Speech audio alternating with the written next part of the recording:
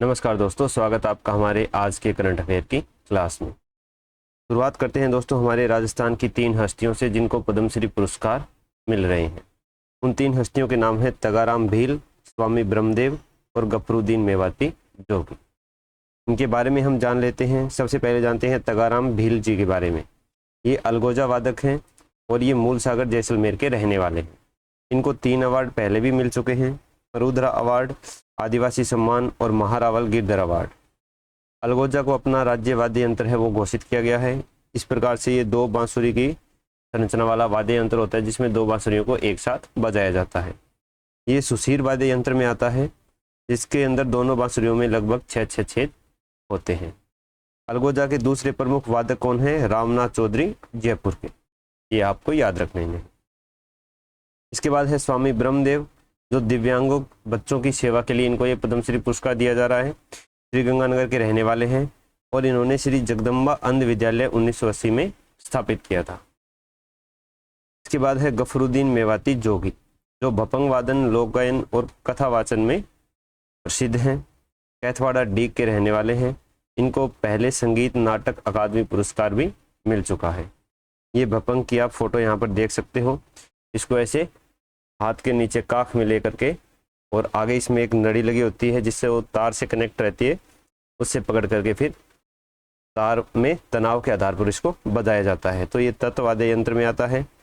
मुख्य रूप से मेवात के जो मेव जोगी समुदाय है वो इसका प्रयोग करते हैं। पंजाब में इसको तुम्बा बोला जाता है और भी कई राज्यों में इसको अलग अलग बोला जाता है, हमें यही याद रख लेना है। इसके बाद है राजस्थान में आज से जो वंदे गंगा अभियान है वो शुरू होने जा रहा है। कब से कब होगा? सोमवार 25 मई 26 से शुक्रवार 5 जून 2026 तक चलेगा। तो 5 जून को विश्व पर्यावरण दिवस होता है तब तक।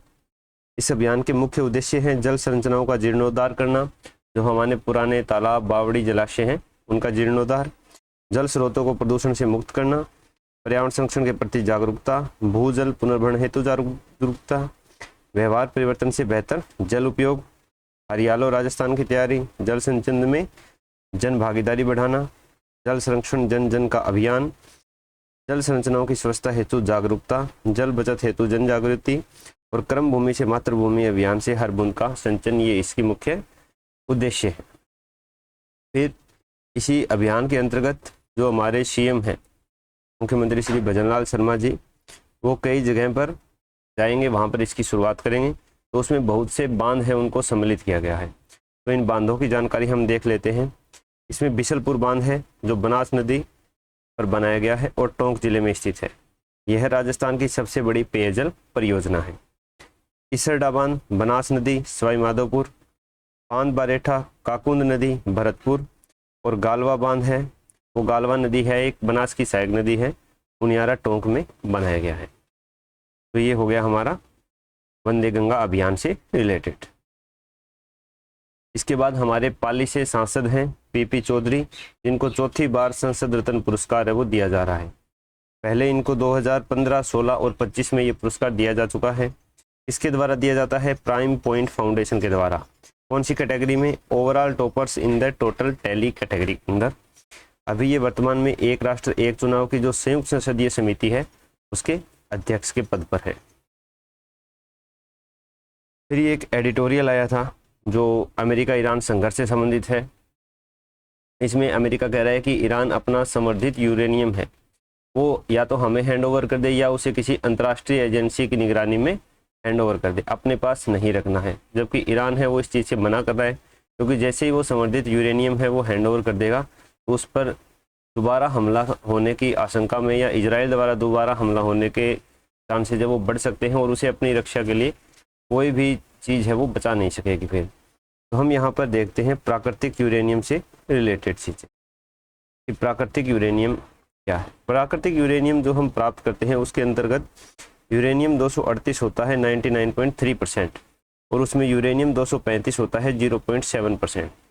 तो यूरेनियम 238 है वो हमारे लगभग किसी भी काम का नहीं होता है, उसमें किसी भी प्रकार का विखंडन प्रक्रिया नहीं होती है। यूरेनियम 235 है, इसी से हमारे जो न्यूक्लियर रिएक्टर वगैरह हैं वो चलाए जाते हैं। लेकिन 0.7% से हम इसका किसी भी प्रकार से उपयोग नहीं कर सकते हैं। इसकी जो सीमा है ये, इसको हमें बढ़ाना पड़ता है। प्राकृतिक यूरेनियम में से यूरेनियम 238 को अलग कर करके यूरेनियम 235 है, इसको हम बढ़ाते हैं, जिसको बढ़ा करके अगर हम 3% से 5% तक ले जाते हैं, लो इनरिच्ड यूरेनियम बोलते हैं इसको, तो उसको हम परमाणु बिजली घर है उसमें प्रयोग में लाते हैं। फिर अगर ये 20% या इससे थोड़ा अधिक होता है तो उसको हाई इनरिच्ड यूरेनियम बोलते हैं। इसका उपयोग जो न्यूक्लियर सबमरीन है उनके रिएक्टर में किया जाता है। फिर अगर इसको 90% से अधिक इनरिच्ड कर लिया जाए तो ये वेपन ग्रेड यूरेनियम बन जाता है और इसका उपयोग कहाँ किया जाता है, परमाणु बम बनाने में किया जाता है। लेकिन इसमें मुख्य समस्या है वो इसके शुरुआती चरण में ही आती है, जिसमें इसको 0.7% से 20% तक इनरिचमेंट किया जाता है। एक बार ये अगर 20% तक पहुंच जाता है तो उसके बाद इसको 60, 70, 80% तक अचीव करना है वो आसान हो जाता है। अभी ईरान है वो लगभग 60% के आसपास जो यूरेनियम है वो संवर्धित कर लिया है। इसी को रोकने के लिए अमेरिका इजराइल द्वारा उसके ऊपर अटैक किए जा रहे हैं। एक एजेंसी है IAEA, international atomic energy agency, इसका मुख्यालय वीना ऑस्ट्रिया में है और इसके 181 देश सदस्य हैं, जो विभिन्न देशों की जो न्यूक्लियर एनर्जी है उसका शांतिपूर्वक उपयोग हो इसके ऊपर अपना निर्देश है वो देती रहती है। फिर यमन का एक सोकोत्रा द्वीप है जिसको विश्व धरोहर में शामिल किया गया है। अरब सागर में स्थित द्वीप है ये। यमन की स्थिति हम देख लेते हैं। यहाँ पर आप देख पा रहे हो ये यमन है, जो एक तरफ अदन की खाड़ी है और दूसरी तरफ इसके लाल सागर है।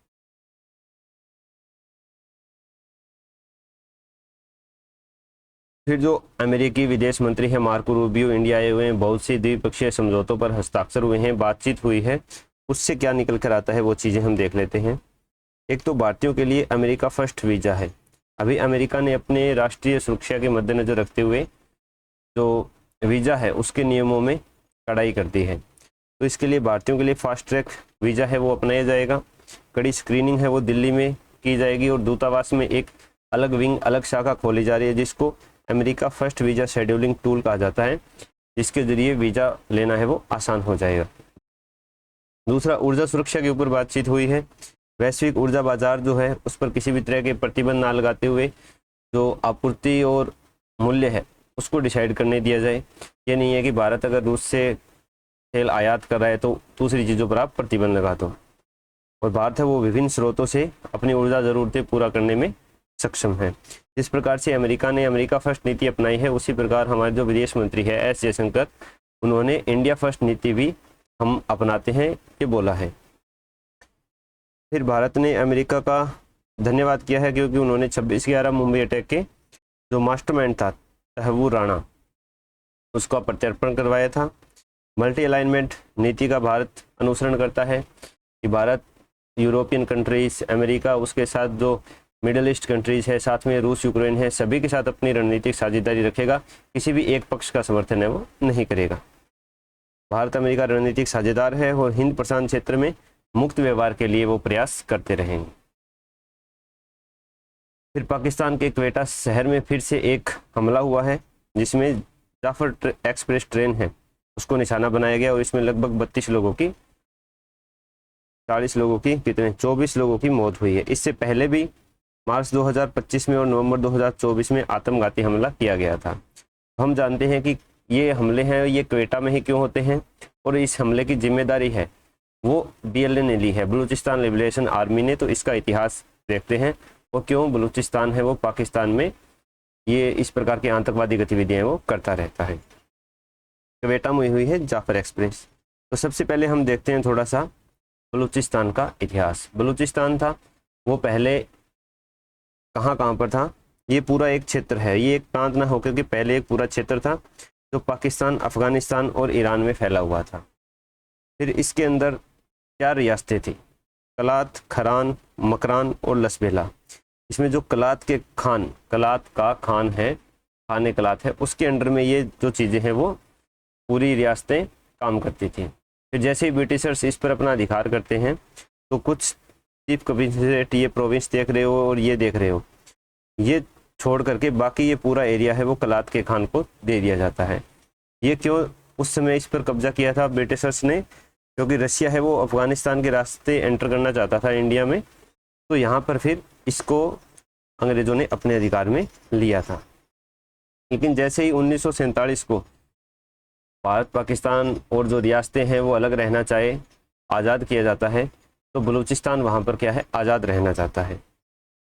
जो कलात के खान थे मीर अहमद यार खान, इसके पहले कानूनी सलाहकार थे जिन्ना बाद में इनसे समझौता करते हैं कि आपका जो ये बलूचिस्तान प्रांत है इसको एक अलग देश के रूप में देखा जाएगा या आप आज़ाद हो। वहाँ पर संसद की भी मान्यता मिलती है और अपना ध्वज भी उनके द्वारा फहराया जाता है। लेकिन मार्च 1948 में जो जिन्ना है वो ये लसबेला, मकरान और जो खरान है, इन रियासतों के जो प्रमुख हैं उनको धोखे से अपने अंदर मिला करके विलय पत्र पर हस्ताक्षर करवा लेता है। तो कलात है वो पूरा घिर जाता है और इसके ऊपर पाकिस्तान द्वारा दबाव बनाया जाता है कि आप पाकिस्तान में मिल जाओ। फिर भी नहीं मानने पर 27 मार्च 1948 को सैन्य कार्रवाई की जाती है और दबाव में फिर कलात के खान को भी विलय पत्र पर हस्ताक्षर करने पड़ते हैं। लेकिन जो बलूच लोग हैं वो अभी तक इसका विरोध करते आ रहे हैं और लगभग 2000 ईस्वी के आसपास BLA बलूचिस्तान लिबरेशन आर्मी है उसकी स्थापना होती है। इसकी एक प्रमुख ब्रिगेड है मजीद ब्रिगेड, जिसके द्वारा ये सारे आत्मघाती हमले वगैरह करवाए जाते हैं और अमेरिका, ब्रिटेन और यूरोपियन संघ ने इसको एक आतंकवादी संगठन है वो घोषित कर रखा है। ये पाकिस्तानी सेना और सुरक्षा बल का विरोध करती है, साथ में चीनी नागरिकों का और जो CPEC है, चाइना पाकिस्तान इकोनॉमिक कॉरिडोर, क्योंकि आप देखोगे तो यहाँ पर ग्वादर पोर्ट है, तो ऊपर से जो भी आएगा वो यहाँ से होते हुए गुजरता है, तो उसका ये विरोध करते हैं। साथ में पंजाबियों को ये गैर बलूचिस्तानी मानते हुए उनका भी विरोध किया जाता है। तो ये था बलूचिस्तान का थोड़ा सा इतिहास। तो यही थे आज के मुख्य करंट अफेयर्स जो न्यूज़पेपर में आए थे। अपने अमूल्य सुझाव है वो कमेंट बॉक्स में ज़रूर दे देना और सब्सक्राइब कर लेना, बेल आइकन दबा लेना। इसकी PDF में मेरे टेलीग्राम चैनल पर डाल दूंगा, जहाँ से आप इसको डाउनलोड कर सकते हो और जिसका लिंक मैंने नीचे डिस्क्रिप्शन में दे रखा है। मिलते हैं कल नेक्स्ट वीडियो में।